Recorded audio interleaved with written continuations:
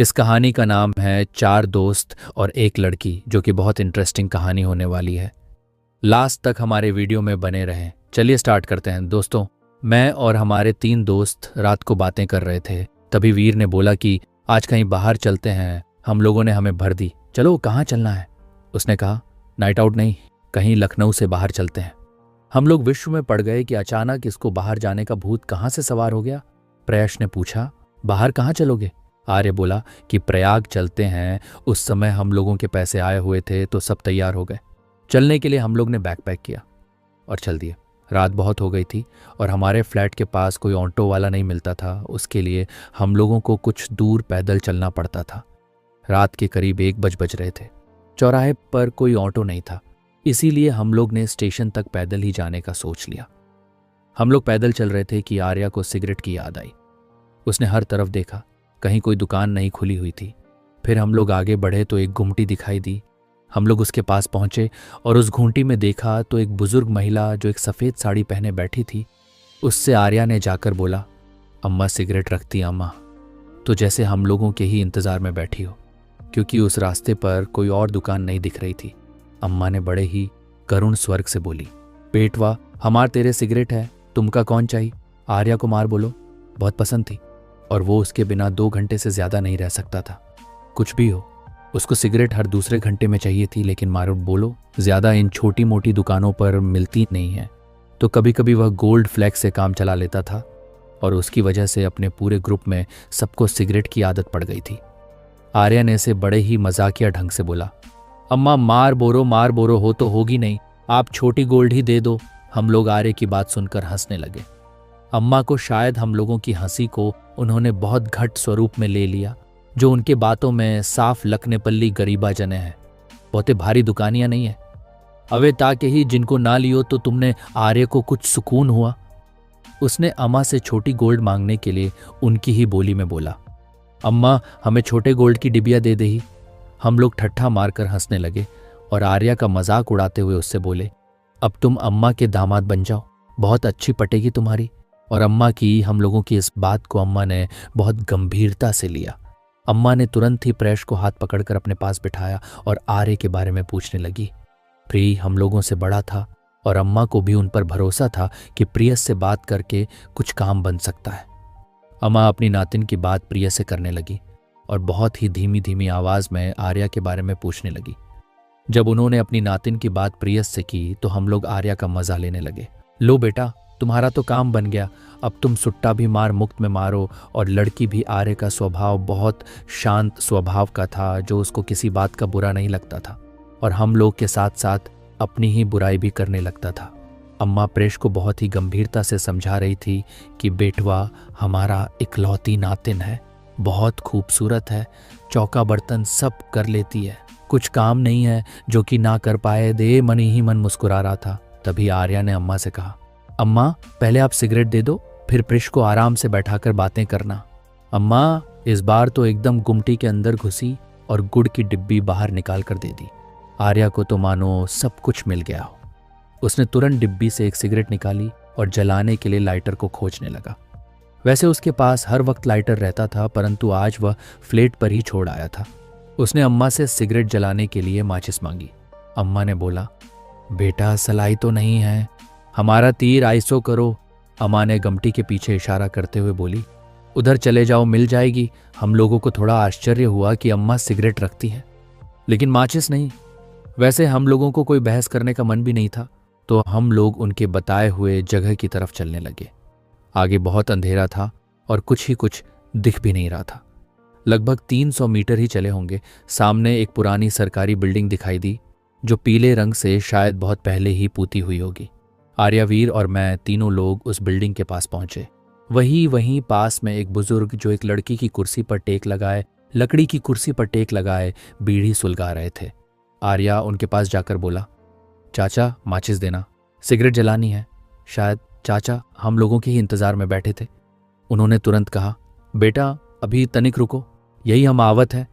लेकर चाचा इतना कहकर वहां से चल गए।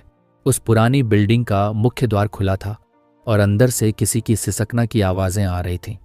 अंदर अंधेरा था, कोई भी किसी प्रकार की रोशनी नहीं दिख रही थी। वीर बहुत ही उतावला रहता था हर काम के लिए। उसने बोला, चलो अंदर चलकर देखते हैं कौन है। मेरी और आर्या की हिम्मत ना हो रही थी अंदर जाने की, क्योंकि अंदर बहुत ही अंधेरा था और बिल्डिंग भी बहुत बड़ी थी। वीर जीत पर अड़ा रहा, अंदर आ रहा। उसने अब अकेले जाने का फैसला किया और अंदर चला गया। मैं उसी लिए लकड़ी की कुर्सी पर बैठ गया जहां पर अभी तक चच्चा बैठे हुए थे, और आर्या मेरे बगल में खड़ा था, और प्रिश अभी तक अम्मा के पास घुमटी पर ही बैठे हुए थे। क्या था, प्रयश अभी तक अम्मा की कुर्सी पर बैठा हुआ था। मैं और आर्या वहीं पर कुछ देर तक इंतजार करते रहते हैं चाचा का, परंतु कोई दिख ही नहीं रहा था। वीर को भी अंदर गए हुए 22 मिनट हो चुके थे। सिसकियों की आवाज और तेज होने लगी थी। मैंने आर्या को बोला, यार वीर को आवाज देते हैं।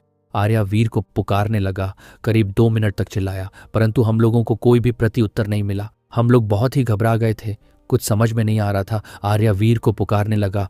करीब 2 मिनट तक चिल्लाया, परंतु हम लोग को कोई उत्तर नहीं मिला। हम लोग बहुत ही घबरा गए थे, कुछ समय में नहीं आ रहा था, कुछ समझ में भी नहीं आ रहा था, और ना ही अंदर जाने की हिम्मत हो रही थी, और चाचा का भी कोई अता पता नहीं था।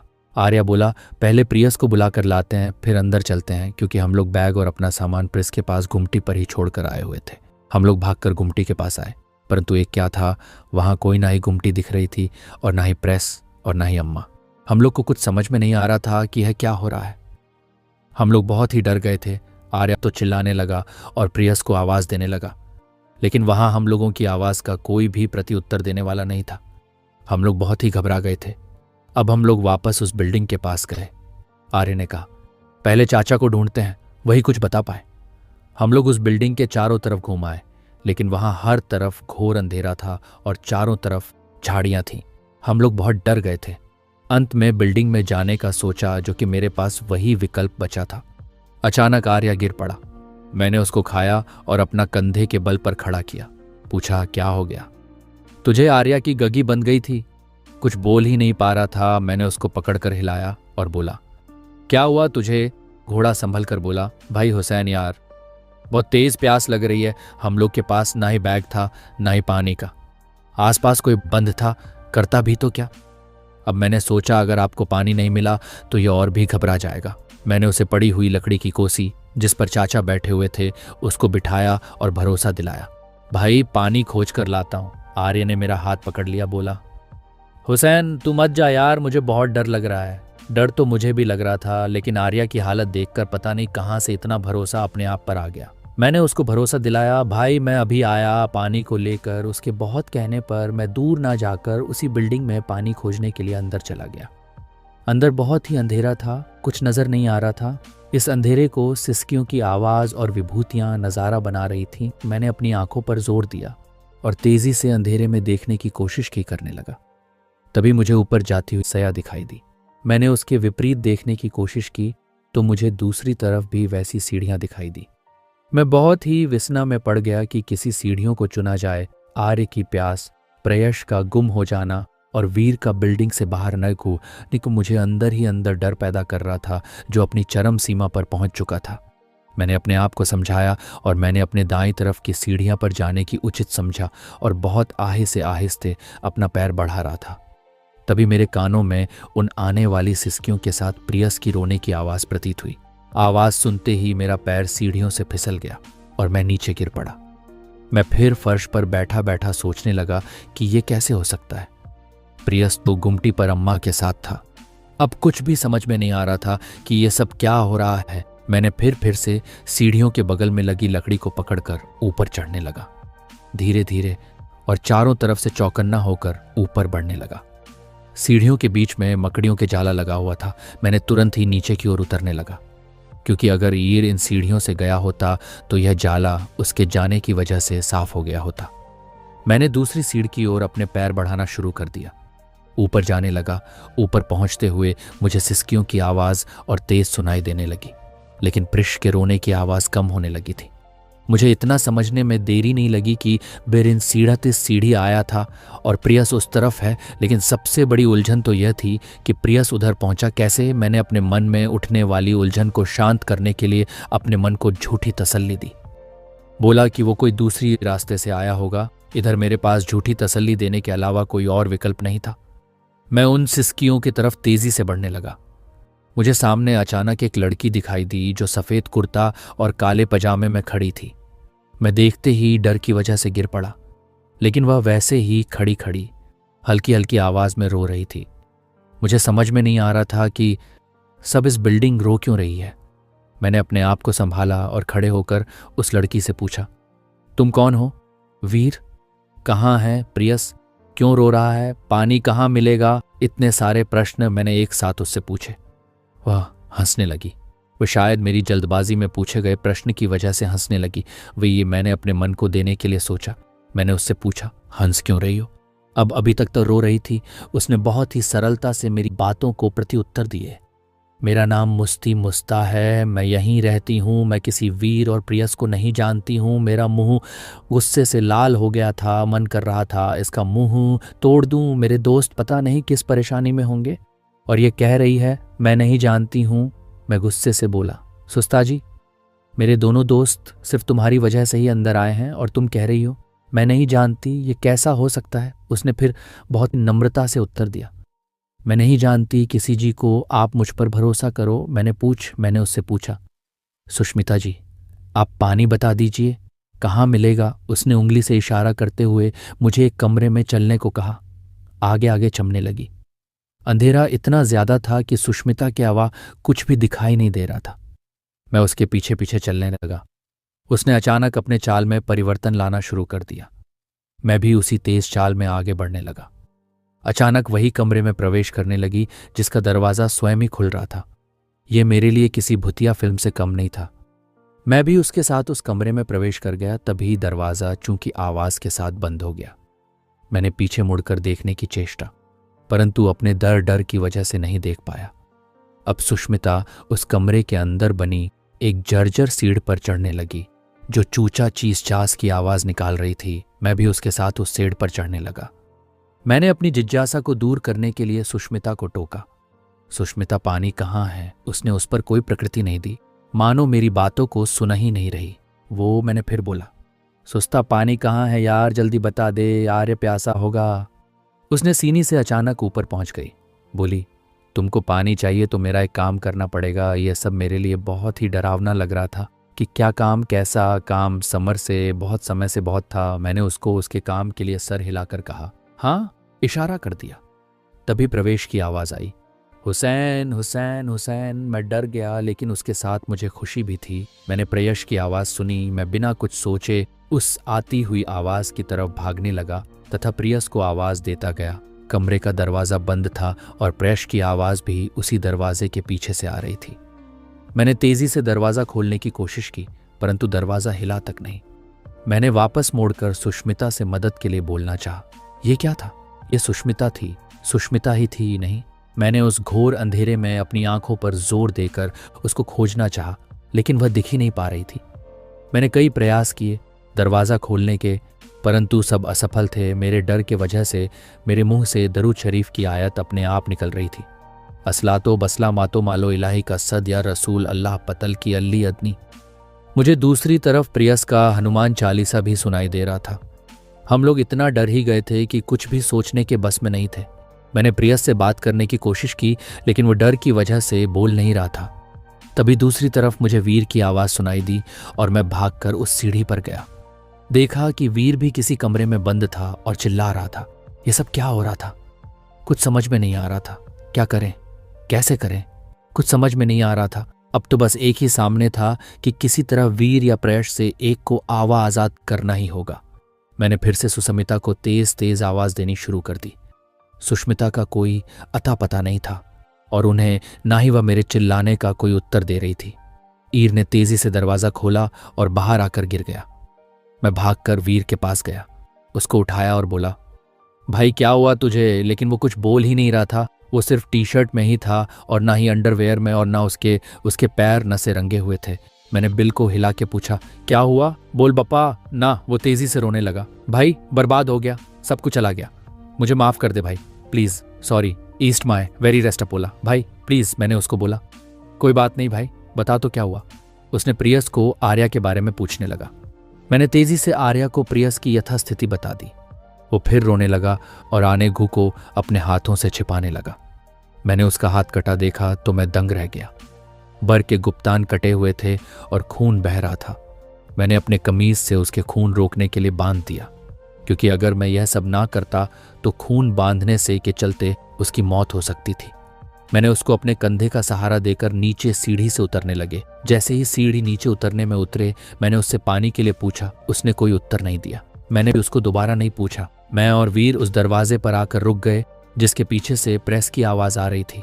हम दोनों दरवाजे खोलने की कोशिश कर रहे थे, करने लगे। संगीत। मैंने फिर कोशिश की, दरवाजा खुल जाए, लेकिन दरवाजा खुलने का नाम ही नहीं ले रहा था। अचानक प्रियस की आवाज आनी बंद हो गई। एकदम चारों तरफ शांति हो गई। वीर ने मुझसे बैठने को कहा। हुसैन बैठ जाओ और मेरी बात ध्यान से सुनो। उसने बताया, सुस्ता कोई लड़की नहीं है, वह चुड़ैल है और उसके साथ 4 लोग और हैं। बताते रोने लगा। मेरी समझ से बाहर था कि वह क्या कर रहा है। यहां एक पल को लगा कि कहीं यह डर की वजह से झूठ तो नहीं बोल रहा है। नीचे सीढ़ियों से किसी के ऊपर जाने की आहट हो रही थी। मैंने नीचे झांक कर देखा तो आर्या सीढ़ियों से ऊपर आ रहा था, लेकिन कुछ अलग लग रहा था। उसकी चाल में कुछ तो बदलाव था। मैंने आर्य को आवाज दी। आर्य ने मेरी तरफ देखा भी नहीं और सीढ़ियों के पास बने कमरे की तरफ चलने लगा। वीर ने मेरा पैर पकड़कर बोला, भाई उसको रोक लो। मैं भी उस कमरे में गया था और यह फिर रोने लगा। मुझे समझाने में देर न लगी, क्योंकि क्या हुआ था। उस कमरे में मैं भागकर आर्य को रोकने के लिए दौड़ा। तभी मुझे पानी टपकता हुआ दिखाई दी और नीचे एक लकड़ी का मग रखा हुआ था जिसमें पानी छू रहा था। मैं रुक गया क्योंकि मुझे पानी की तलाश थी। आर्या के लिए मैं उस लकड़ी के मग में पानी इकट्ठा करने लगा। वीर ने सिसकियों भरी आवाज में बोला, हुसैन पानी किस लिए भर रहे हो? मैंने बोला, आर्या को प्यास लगी है। तेजी से बोला। उसने फिर बोला, लेकिन आर्या जब सही सलामत आएगा तब तो पिलाओगे। और फिर चुप होकर दर्द से रोने लगा। मुझे भी पता नहीं क्या हो गया था कि पागलपन की हरकत कर रहा था, क्योंकि अभी कुछ पल पहले मैं आर्या को बचाने के लिए दौड़ रहा था। मैंने उस मग को उसी पर छोड़ दिया और आर्या की तरफ आवाज देते हुए दौड़ा। आर्या मेरी आवाज का अनदेखा करते हुए उस कमरे में घुस गया और दरवाजा बंद हो गया। मैं हार गया था, बहुत दुखी हो गया था। अपने आप को कोस रहा था कि मैं इतना पागल कैसे हो सकता हूं। मैं पानी के चक्कर में ना पड़ता तो आर्या को कमरे में घुसने से रोक लेता। मैंने बहुत तेजी से दरवाजे पर अपने कंधे से धक्का दिया और अचानक दरवाजा खुल गया। मैं अंदर फर्श पर गिर गया। जाकर काफी दर्द हो रहा था। कंधे में गिरने से सर में चोट भी लग गई थी। मैंने अपने आप को जैसे तैसे संभाला और देखा, बता नहीं सकता कि मेरे सामने क्या हो रहा था। मेरी आंखों पर भरोसा नहीं था और ना आर्या पर भरोसा था कि ऐसे कैसे कर सकता है। बहुत ही भयानक दृश्य था। सुस्ता नीचे लेटी थी और आर्य बलात्कार कर रहा था और उसके साथ 3 लड़के खड़े होकर उसका उत्साहवर्धक कर रहे थे। यह 3 लड़के कौन थे, कहाँ से आए, कुछ पता नहीं था। पास में एक टेबल के ऊपर बैठी हुई बुजुर्ग महिला हंस रही थी, जो हम लोगों को बाहर दुकान पर मिली थी। मेरे कुछ समझ में नहीं आ रहा था कि चल क्या रहा है।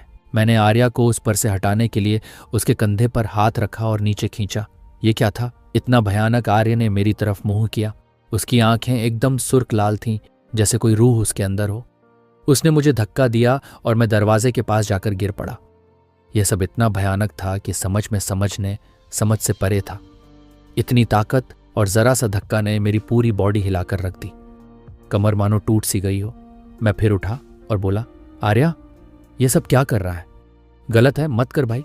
लेकिन उस पर कोई फर्क नहीं पड़ रहा था। सबसे अजीब बात तो ये थी कि सुष्मिता उसको हटाने की कोशिश कर रही थी, लेकिन चेहरे से मुस्कुरा रही थी। क्या चल रहा था सब समझ से बर था। मैंने पास में रखी झाड़ू से आर्य के ऊपर मारी और उससे अलग होने की कहा। आर्य के झाड़ू से कुछ नहीं होता, मगर मेरे मारने से वह अचानक गिर पड़ा। मैंने झाड़ू फेंकी और आर्य को उठाने लगा। आर्य की आंखें सामान्य थीं, लेकिन ये क्या, आर्य के भी नीचे से रक्त गिर रहा था। मैं तेजी से चिल्लाया, क्या हो रहा है मेरे दोस्त के साथ? गुस्से में मैंने पीछे खड़े लोगों को झाड़ू उठाकर मारने के लिए घुमा तो वहां कोई नहीं था। आर्या के भी गुप्तांग कटे हुए थे। उसको थोड़ा होश आया, बोला, भाई कहाँ फंस गया यार, और मेरे कंधे पर सिर रख के रोने लगा। मैंने आर्य की रट फाड़ी और उससे गुप्तान की जगह बांध दी। जैसे वीर के बंदी थी, दरवाजे को खोला और अपने कंधे का सहारा देकर वीर के पास आए। प्रिश के बारे में पूछा कि उसने कुछ बोला या कुछ खबर दी। दरवाजे के पीछे से वीर ने बिना कुछ बोले सिर हिलाकर कहा। सिली हिलाकर न का इशारा किया, कर दिया। फिर वीर अपने खय के लिए बहुत शर्मिंदा था, न खुद से और न हम दोनों से। आंखें मिला पा रहा था। वह सोच रहा था कि शायद मैं ना बोलता। यहाँ चलने को तो यह सब नहीं होता। मैंने उसको समझाया, जो हुआ हम सब ने किया है, तुम्हारा अकेले का कोई काम नहीं है। वीर बोला। प्रियस बहुत देर से कुछ बोल नहीं पा रहा है। क्या हो रहा है उसके साथ, जल्दी निकालो उसको, कहीं वह चुड़ैल उसके साथ भी वो माँ कर दे। बोलते बोलते रोने लगा। दोस्तों, ये कहानी अगर अच्छी लगी हो तो हमारे चैनल को सब्सक्राइब करें और इसके आगे क्या हुआ ये जानेंगे। हम अगले एपिसोड में क्या प्रियस निकल पाएगा, क्या सुष्मिता का सच पता लगेगा, कौन थे वह 3 लड़के, जानने के लिए हमारे इसी चैनल पर बने रहे। इसका अगला भाग बहुत जल्द आने वाला है। हमारे चैनल को सब्सक्राइब करें। चलिए मिलते हैं इसी तरह के किसी अगले एपिसोड के लेकर। तब तक के लिए हमें इजाज़त दीजिए।